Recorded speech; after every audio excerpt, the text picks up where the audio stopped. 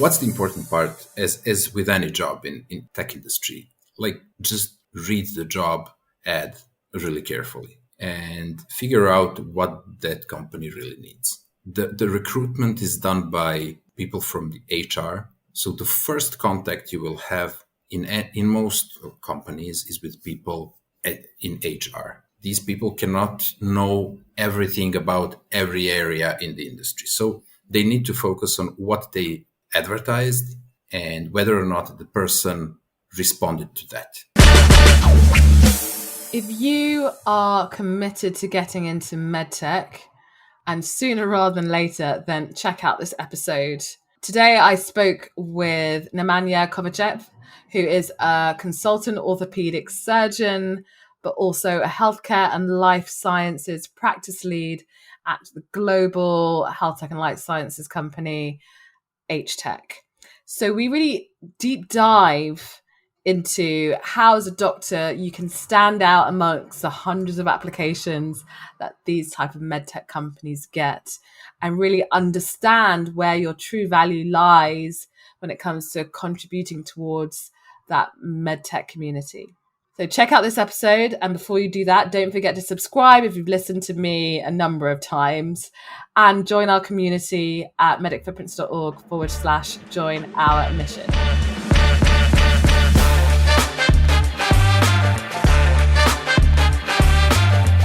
Let's face it, burnout amongst doctors is sky high, and we're actively seeking other ways to make the most of our transferable skills beyond the usual career pathways.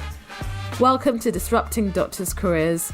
I'm your host, Dr. Abena Bubbers-Jones, and I'm on a mission to connect 1 million doctors across the world with the best in diverse career opportunities.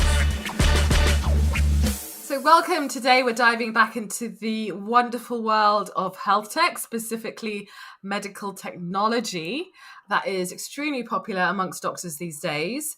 And we're going to really deep dive beneath the surface of what is medtech to more like how can you actually get in to work in medtech, and there are so many different ways of doing that.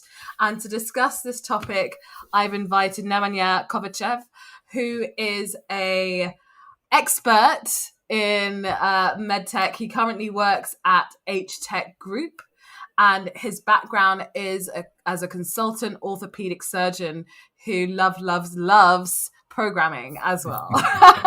So we're going to hear a little bit about his journey, but also his insights into really how can doctors position themselves so that they are deemed attractive to the right kind of medtech company. Because we see a sea change of hundreds of doctors applying for one role now. So how can you stand out? So if this is you looking to work out how you can stand out, listen to this episode. Anyway, welcome, Nemanja. How are you? Hi, Elena. I'm fine, thank you. And you? Yeah, not doing too badly, thanks. Cool, so this is our second interview in a few years, and thanks so much for joining me again. And you'll be joining our Medtech Doctors in Medtech Roundtable in a few weeks. So we are totally lucky to really get what's going on in your brain and your experience. But let's get started firstly. What avenues are available for doctors in general as an entry point to medtech? So as we know, it's all about getting your foot in the door. Yeah. How do we get our foot in the door? Our feet, or one foot, or even a toe? Yeah. First, thank you for having me. It's always a pleasure to talk to you. And regarding the avenues for doctors to get into medtech, there are a few avenues for it. So one of those is to get into programming. The second one would be consulting business. Then doctors can, of course, write scientific papers, articles, do that kind of work and bring value to the table from that side. Also, for example, pharma industry, to get into digital via pharma industry as a doctor. So these are just few avenues. Certainly there are more. I think you've made some really good options there. Let's break it down. So I love to break things down. So let's start with programming, because actually not many people would have started with that as one of the options. And I know that your background and your passion, and that's what led you into health tech. So do you want to give me a little bit of a greater picture of how can a doctor get involved in programming and how can that lead to a career in medtech? Yeah, sure. First, a person needs to be aware whether or not program is for him or for her. So programming is very rewarding if you like it, if you like to do it. But it's really it can be really frustrating if you're not into it and just trying to get into digital health via programming. So it's not an easy pathway. So and by the way, I chose that path because I've been into programming since I was a kid. So it was not so much of a problem for me, but nevertheless, it's very hard. It takes a very hard work. So there's a few ways to learn programming. Like you can do it yourself, like watching YouTube videos or some courses, or go to some programming school. But the most important thing is to actually write code and build something. Yeah, so it's actually taking the practical elements of that and building something. Yeah. So, for example, let's hear more about your journey into your current role as a health tech lead at a global health tech and life sciences company. I mean, well done, by the way. That's an immense achievement. What is it that they saw in you? We're focusing particularly on the programming side, that was hugely valuable to them. Yeah, but I wanted to get into programming and to acquire the engineering way of thinking. And I spent quite a few years in programming. Some of those years I worked only as a programmer and not as an orthopedic surgeon. So I had a hiatus of 2 or 3 years in orthopedic surgery just to get into programming as much as I can. So the ability to look at the problem from two sides, from engineering perspective and the actual medical perspective, brings some value to the companies if they are into medtech and health tech. So first, I started working as a freelancer programmer to acquire experience. Then I worked in a large company I actually started as a junior programmer. So, I although I was an orthopedic surgeon, full-time orthopedic surgeon, worked on also working in medical school, got my PhD. I had to basically start from scratch as a junior programmer. So this is the first test for your ego, whether or not you are, prepared to do that, resetting of your career. But looking back, just out of curiosity, obviously going down the programming route, if you know what you know now, what would you advise other doctors to do, especially if they were I don't want to start from the beginning again? Because I remember what that felt like, especially changing careers, changing even medical specialties, where you literally feel like you're starting from ground zero. So, yeah. So it all depends on what you want in life and what suits you best. This path that I took was quite hard, but it paid off. So now I have as I said, I can solve problems from both engineering and medical perspectives. But a less painful path would maybe be to get into pharma. So in a large pharmaceutical company that all of them are into digital health, and they have their R&D departments. They want to move into that space and to make that digital health a considerable part of their business. So that would maybe be less painful, but again, then you also need additional skills. So being a doctor, having a PhD and all that stuff is great, but it doesn't automatically bring value to the company. Companies are all companies are built for profit. So if you bring value and eventually bring profit, then you're valuable to them. Only medical knowledge and being a doctor and a professor, and that actually in business that doesn't mean a lot. So it's really interesting because I mean I've noticed, especially over the years, we speak to a lot of doctors across industry. We speak to a lot of companies across industry, and one of the reasons we designed our Doctors in Industry incubator to combine doctors who are looking to get into consulting, pharma, and health tech in particular is because there's so much overlap between all of those, and particularly we see pharma companies, basically they're digital health companies now, or like spinning out digital health companies, or investing in digital health, or like do you know what I mean? Like there's so much overlap, and as you said, consulting is relevant to pretty much every area. So I think it's really interesting because like, do you, for example, in your current role, what interactions do you have with pharma companies, for example? The interactions we have as a company are business interactions in terms of partnering with pharma companies, mostly in the space of digital endpoints, clinical trials, and that kind of stuff. Because actually the focus of pharma companies is in digital, like clinical trials, so digital endpoints, hardware related to that, software that software that processes those signals and endpoints. So this is the primary area where pharma industry sees the digital health use.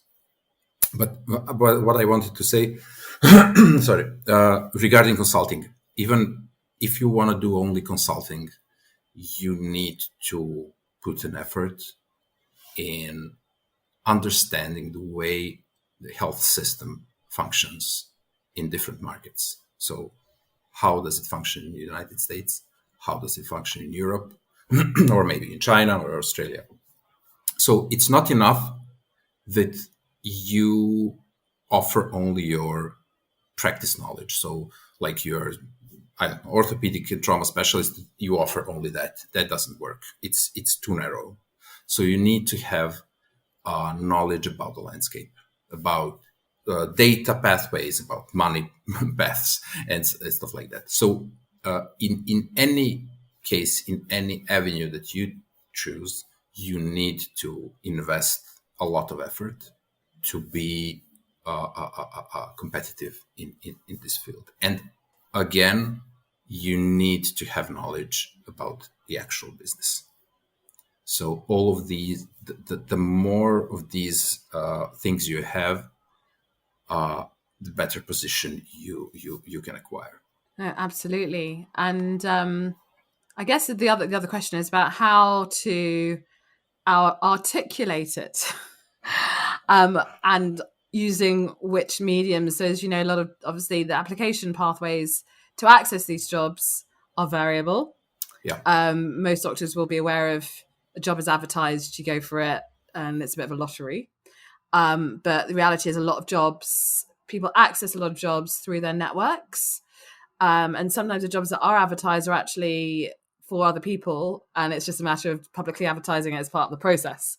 So going back to actually kind of articulating the value that a doctor brings, how would you best advise someone to do that? So first, you need to work on your skills in this area that I mentioned. Then you have to craft a CV that accurately displays your life story. Because, for example, what I encountered when I transitioned from surgery to programming is that people were often very much surprised that I want to do that. Like, because people outside medicine, they think, medicine is ideal, and why would anyone want to get out of it?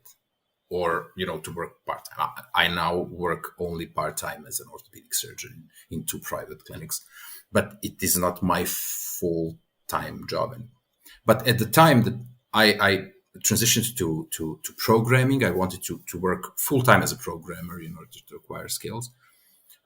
in this first company, chief of engineering was like, he said to me, like, I'm completely shocked by your CV, because he didn't understand why would anyone on earth do such a thing.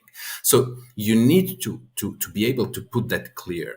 What are your motives in going to digital health or into consulting or into something like that? Again, I repeat, into pharma, it's a bit easier to get in, because a lot of pharma companies need doctors for actual roles. So it's not like, it's not quite as hard as going into digital health company or IT company. So these are the first steps. So first, find out what is that you're passionate about, and then craft your CV and craft your story in a way that it's clear why are you doing that, and what are the skills that you are offering that are eventually gonna increase someone's profit or something like that, and any value.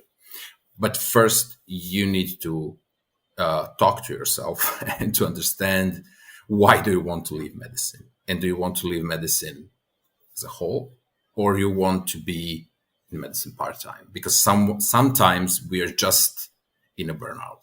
So sometimes you just need a break and not transition fully. So yeah, because I'm actually, you mentioned some really interesting points there. I'll just pick up the last point. Part of the feedback we get from recruiters and hiring managers and companies is that when they do get a lot of applications from doctors, one of the main challenges they face is identifying which of them are leaving because of the push factors, because they hate their job, from the other ones who are genuinely interested in the company and adding value.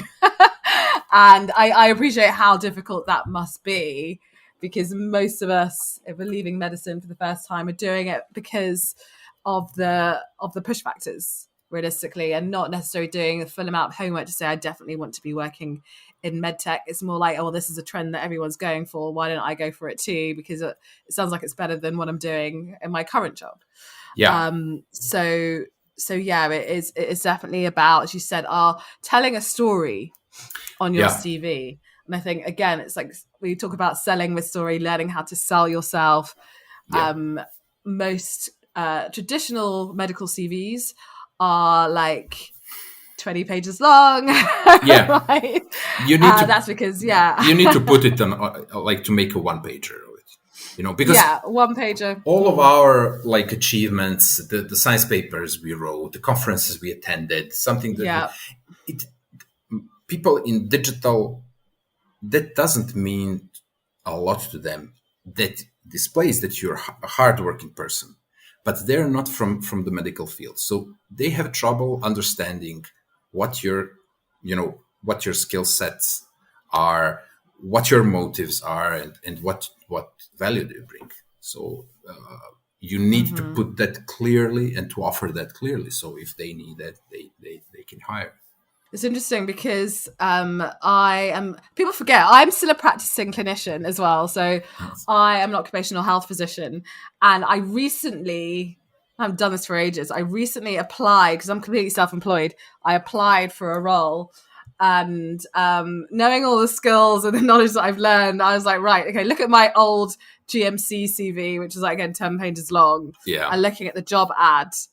And so you look at the job ad and they list exactly what they're looking for, right? And so my updated CV was 3 pages long. The first page was all about how I could add value according to the points they've listed they want. And then the other 2 pages were literally what they would have been interested in my CV, which was like literally a fraction of what was actually there.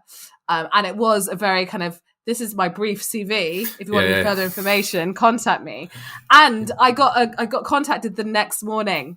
Exactly. Because you did it right. Yeah. Because I did it right. You play the game, you get rewarded. And it is about making it easy for someone, the hiring manager, whoever, recruiter, to make a decision about you. If you don't make it easy for them, they can't make a decision and you don't get a call. That's it. They can't make a decision. They can't confused minds don't buy, as some people say. So, you're a hiring manager, right? In my company, yeah, in a part. Yeah. So tell me, like, when you are making those decisions, when you first get that CV across your desk, like, what stands out to you the most? What are you looking for?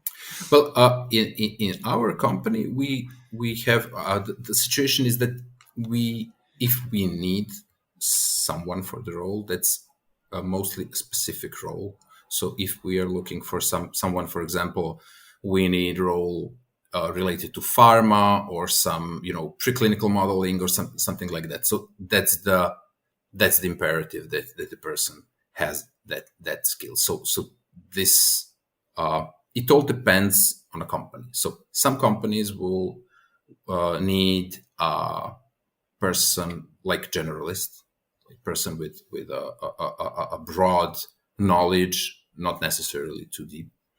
But our office in particular, if we need to hire someone, that's usually someone who has a narrow expertise in something that we cannot cover, because in our office, healthcare and life sciences office in HTEC, we have doctors, we have people that are in compliance and regulatory areas, and most of us are covering the whole landscape. So if we need someone, that would most probably be someone with a narrow and deep expertise. So when you're looking at that CV, you're looking at, do they match the skills we're looking for? Yes, no. Yes, mostly. And if they don't, then it's thank you, but no thank you. Unfortunately, yes. And if it's yes, then let's progress them to the next. Yeah. Because we're simple human beings at the end of the day. There's only so much intel we can take, right? Yeah. So again, it's like what is easily there that you can articulate, that you can read, and again, it's also about the language, as you said. Not everyone has the clinical or engineering vocabulary, and as we know, reading online is different from reading a book, same as reading a CV is different from reading anything else, a book. So it's like, how can you, as a doctor, for those of you listening, how can you make it ultra easy for someone like Nemanja or any other hiring manager to actually read the important bits of your CV, the bits that they should not be missing? Because sometimes everything is there, but it's just not easy to see. What's the important part, as with any job in tech industry, like, just read the job ad really carefully and figure out what that company really needs. The recruitment is done by people from the HR. So the first contact you will have in most companies is with people in HR. These people cannot know everything about every area in the industry. So they need to focus on what they advertised and whether or not the person responded to that. So if they have a fit, then they move forward, and then you have first, second, third step of hiring. So this is the first time. So the first thing. So it's not important your achievements and accolades and everything that you did in medicine. Of course, it's a big plus, and that's a part of your value. But when you're applying for a job, just first in detail reply to the requirements in the job ad. Great. And so one of the things that we're talking explicitly more about is about mindset when it comes to actually working in a medtech startup environment.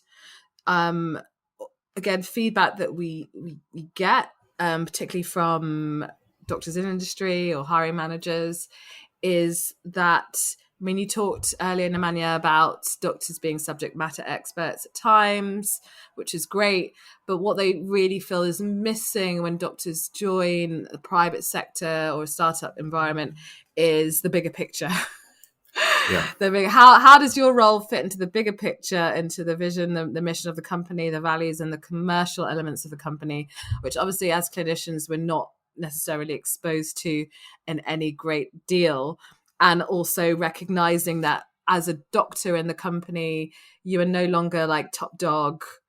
You're working in usually quite flat structures rather than the hierarchical structures you might see in healthcare. So, I mean, what what are your thoughts on how doctors can really prepare their mindset for that kind of environment? First, leave your ego outside, especially if you're from the surgery part of medicine. So if you're a surgeon, you're accustomed to one way of working, one way of people communicating with you and stuff like that. So that all changes when you go into a company. So it differs. You have small startups, you have like corporations, you have like different types of companies, but the general mindset is different than in medicine. The hierarchy is either flat, or if it's a proper hierarchy, then you will have some people above you hierarchically that you need to communicate and to know how to communicate it and know how the business is run. So you can never be hired just for your subject matter expertise. That's in most cases that's not enough for a full-time working job, like 8 hours a day. So you need to have some additional skills, either in scientific field or in business development field or in sales field. So you need to be open to new ways of working. Fortunately for us in medicine, we know how to learn stuff. We know how to learn a large volume of different stuff. So it's not a problem when you need to learn something. You just need to know what to learn first, what to learn later. But it's very different from a hospital. Everything has its pros and cons and good sides and bad sides. But overall, the climate and the environment is much more positive and better than in most hospitals, partly due to the work itself, because it's not as stressful. There are no sick people. It's not like, and partly because the type of people is a bit different. So you have a different environment, and which is in general more positively focused than for example in the ER or somewhere. Great. Yeah. I mean, I think what we see, obviously a lot of different medtech companies are different, but it is about that flexibility, openness, and understanding of like the commercial aspects as well as the cultural aspects. And as you said earlier, like doing your homework is an important part of that process so that you can get through that recruitment process and relatively gently transition into that environment if you're lucky enough to get the job. But you also can apply for part-time jobs, for consulting jobs, or start like pro bono work just to get into this industry, because I'm in this industry for almost 10 years. So it's a process that you need to. I even wanted at one point to make a course or a lecture for our colleagues who are entering into this industry, just to sum up everything that I learned over the course of like these years, and you can squash it into like 1 year maybe, because if there is someone who can tell you and who can mentor you, it can cut time down. So, but nevertheless, it takes a lot of work and a lot of investment. I mean, time investment. So you first need to figure out what you want to do and what type of this work in digital health you want to do. And then, because, for example, I know quite a few doctors that transitioned to full-time programming work and are still software engineers. They didn't go into consulting or to some high-level digital health work. They're doing job as software engineers and they're happy. It's most of the time it's very a calm environment. It's not stressful. It's stressful at times. I must admit, when you have some tight deadlines and nasty clients, but you just compare that to stressful situation at the hospital, so you get a perspective. It's not It's manageable, at least for us. But most of the time, it's one quiet, quiet work. So it suits some people. Great. And any final thoughts or take-home points you'd like to share with our audience of doctors who are committed to getting into medtech? Because actually one of the things I wanted to mention, and this is another kind of underestimated or overlooked entry point, is the consulting route. Because everyone's out there just to get a job, because that's all we know, right? Yeah. Just wait for a job and just get a job and that'll be it. But realistically, in many ways, the easier entry point, as you've listed, is through the consulting route, which could be anything from, you mentioned the pro bono work, getting involved in a project, doing a course, teaching a course, even a lecture, even a talk, even a call. There's so, it can look like so many different things.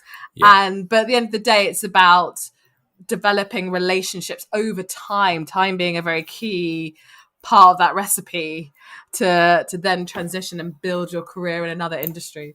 I fully agree. So there are quite a few entry points into this industry. You just have to make a clear plan and not to cut your ties with medicine fully. So stay in your position, maybe start with a part-time job or something like that. See how do you play in this industry and how do you feel about it. So because healthcare industry and digital health is along with automotive industry, one of the most heavily regulated industries in the world. So it's a lot of compliance stuff, a lot of regulations. It's very convoluted. The pathways in the healthcare industry, different stakeholders and stuff like that. So you need to have an understanding of that. So there are quite a lot of entry points, but you just need to have a plan and to invest some time in it before you venture into that. But it's doable. Great. Of course it's doable. You're doing it. Yeah, that's why I'm saying. And that's why we're here. But anyway, thank you so much, Nemanja, for your time. Thank you for having me. And we're looking forward to having you feature in our Doctors in Medtech Roundtable, which is coming up in the next few weeks. If people want to get hold of you, what's the best way of doing that? The simplest way is via LinkedIn. Just LinkedIn. Look me up and it's an awesome platform. So, awesome. Thanks a lot, Nemanja. Okay, thank you for having me.